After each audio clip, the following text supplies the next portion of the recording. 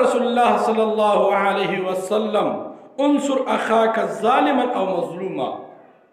د الله رسول فرمایي وای ته د خپل ورور مدد کوه که هغه ظالم وي که مظلوم وي.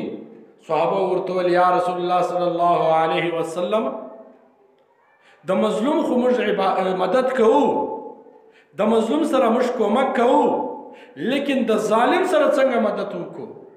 نو د الله رسول ورته وفرمایل وای د ظالم سره مدد دا ده چې کله ظالم ظلم کوي نو ته د ظلم کولو څخه بند کا، ته د ظلم کولو څخه منع کا، ته د ظالم لاس ونیسېږه چې ظلم ونه کړي.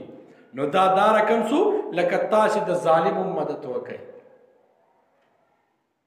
د الله رسول صلی الله علیه وسلم فرمایي اتق دعوة المظلوم فإنها ليس بينها وبين الله حجاب. وای د مظلوم د شیرا څخه وبېرېږي،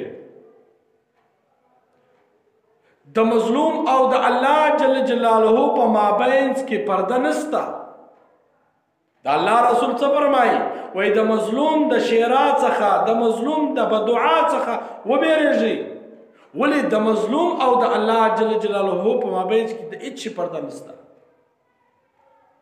دغه رقم بل حدیث ته د الله رسول فرمایي وای د مظلوم د شیرا څخه وبېرېږه که څه هم هغه کافر وي، که څه هم دا مظلوم کافر وي، بیا هم ته د دې مظلوم د کافر د شیرا څخه وبېرېږه. نو د الله رسول فرمایي وای ته د مظلوم مدد کوه، د ظالم هم مدد کوه. د ظالم مدد دا ده چې کله سړی ظلم کوي نو ته د ظلم کولو څخه بند کا، ورته ووایه چې ظلم مه کوه، هغه ظلم کولو څخه منع کا. چې کله ظالم ظلم کوي نو ته د ظالم لاس ونیسېږه چې ظلم ونه کړي. دغه رقم د بخاري شریف حدیث ما درته وویل چې رسول الله صلی الله علیه وسلم فرمایي اتق دعوة المظلوم، وای وبېرېږه د مظلوم د شیرا څخه. دا د بخاري شریف حدیث ته. ولې؟ د مظلوم او د الله جل جلاله په مابینځ کې پرده نسته. د مظلوم د شیرا، د مظلوم د آو څخه وبېرېږه.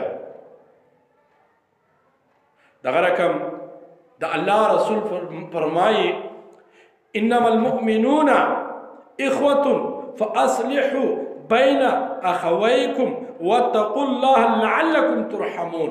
د الله رسول فرمایي وای ټول مؤمنان دا سره ورونه دي. نو فاصلحوا بين اخويكم، نو تاسي د دوو ورونو په مابینځ کې صلح کوئ، اصلاح کوئ. واتقوا الله لعلكم ترحمون، د الله جل جلاله څخه وبېرېږئ چې الله جل جلاله پر تاسو باندې رحم وکړي. نو باید موږ تاسې ظلم پر چا ونه کړو. که چا ظلم کوئ باید موږ تاسې هغه کس ته ووایو چې ظلم مه کوه. هغه کس باید موږ تاسې د ظلم کولو څخه بند کړو. او ظلم سیده دا حرام ده، ظلم کول حرام دی، ډیره سخته ګناه ده. ولی چې رسول الله صلی الله علیه وسلم فرمایي وای د مظلوم د شیرا څخه وبېرېږه که څه هم هغه کافر وي، که څه هم هغه کافر وي، خو ته د مظلوم د شیرا څخه وبېرېږه. نو باید موږ داسې عمل وکړو چې الله راسره راضي سي او د مظلوم مدد وکړو او د ظالم مدد هم وکړو. په داسې طریقه د ظالم مدد وکړو چې هغه د ظلم کولو څخه بند کړو، هغه د ظلم کولو څخه منع کړو.